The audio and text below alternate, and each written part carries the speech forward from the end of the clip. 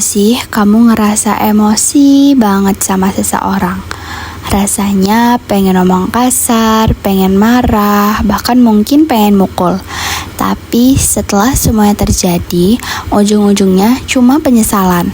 Lucunya, kadang yang kita ributin itu hal sepele, seperti cuma salah paham, cuma karena ego, cuma karena gengsi gak mau ngalah. Kita pikir kalau marah duluan berarti kita lebih kuat. Tapi sebenarnya justru disitulah kelemahan kita kelihatan. Karena orang yang kuat bukan yang berani berkelahi, tapi yang bisa menahan diri ketika marah. Rasulullah bahkan bilang, orang yang kuat bukanlah yang menang dalam gulat, tapi yang mampu menahan amarahnya.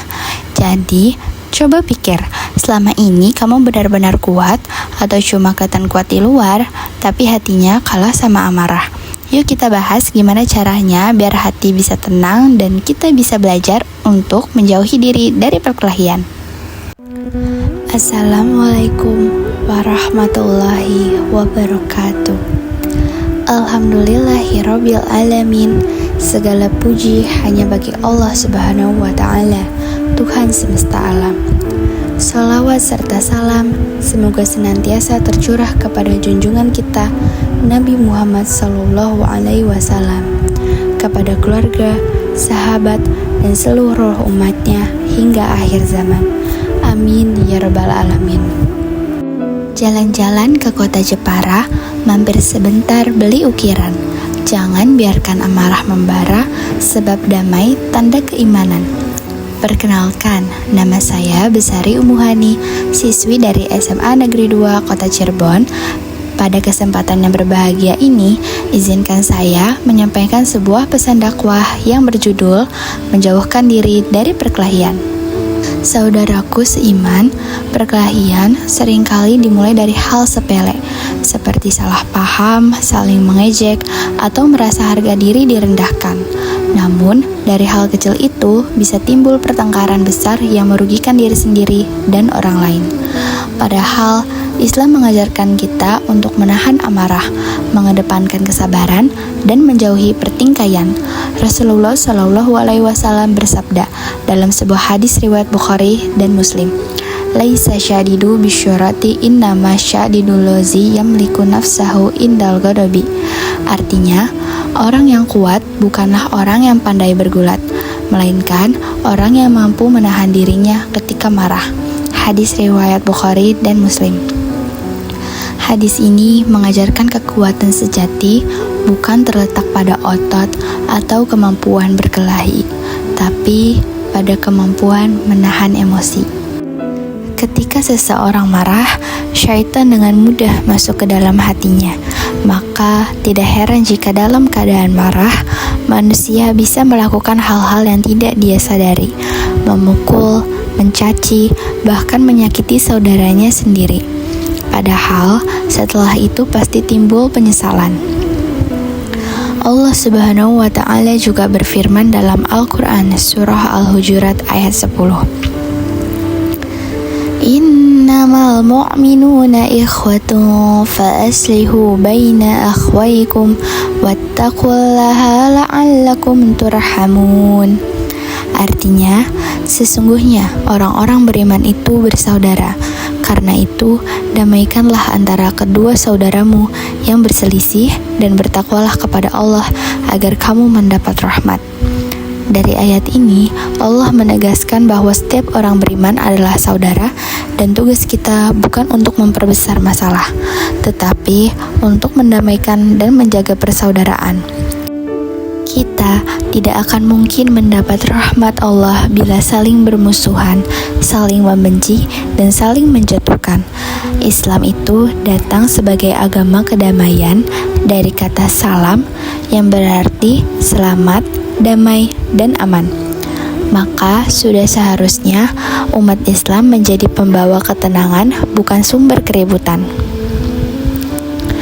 Hadirin yang berbahagia, ketika kita menjaga hubungan baik dengan sesama, berarti kita sedang menjaga ukhuwah Islamiyah, tali persaudaraan sesama muslim.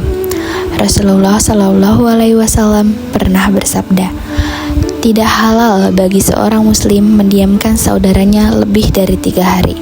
Hadis riwayat Bukhari dan Muslim. Artinya, kita tidak boleh membiarkan permusuhan berlarut-larut. Kalau ada salah paham, segera diselesaikan dengan cara yang baik. Karena diam-diaman, saling membenci apalagi berkelahi, hanya akan membuat hati keras dan jauh dari rahmat Allah. Saudaraku, seringkali melihat perkelahian di sekolah, di jalan, atau bahkan di media sosial. Hanya karena komentar, sindiran, atau ejekan kecil, akhirnya jadi besar. Padahal, jika salah satu memilih diam dan menahan diri, semuanya bisa selesai dengan damai. Misalnya, ketika ada teman yang marah karena tersinggung, lalu kita malah ikut marah, tentu keadaan semakin panas.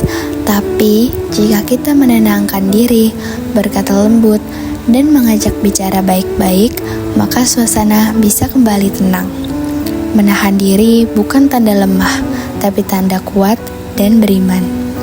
Rasulullah SAW bersabda, "Barang siapa menahan amarah padahal dia mampu melampiaskannya, maka Allah akan memanggilnya di hadapan seluruh makhluk pada hari kiamat dan memberinya pilihan bidadari yang dia kehendaki."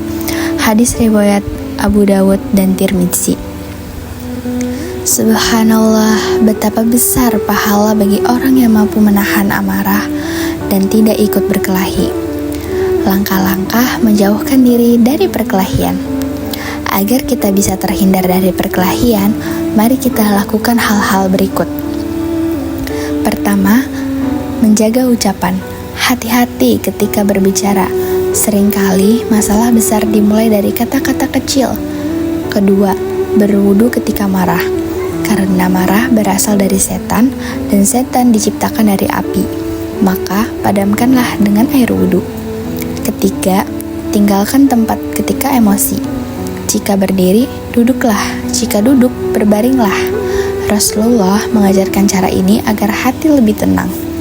Keempat, perbanyak istighfar dan doa. Minta kepada Allah agar dijauhkan dari sifat pemarah dan diberi kesabaran. Hadirin yang dirahmati Allah, mari kita renungkan bersama. Apakah dengan berkelahi kita akan merasa lebih baik? Tidak. Yang tersisa hanyalah luka, dosa, dan penyesalan.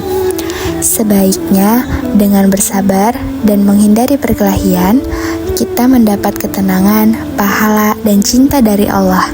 Karena sejatinya, orang yang mampu menahan amarah adalah orang yang paling kuat di sisi Allah. Semoga kita semua menjadi hamba Allah yang lembut hati, penyabar, dan pembawa kedamaian bagi lingkungan sekitar. Wassalamualaikum warahmatullahi wabarakatuh.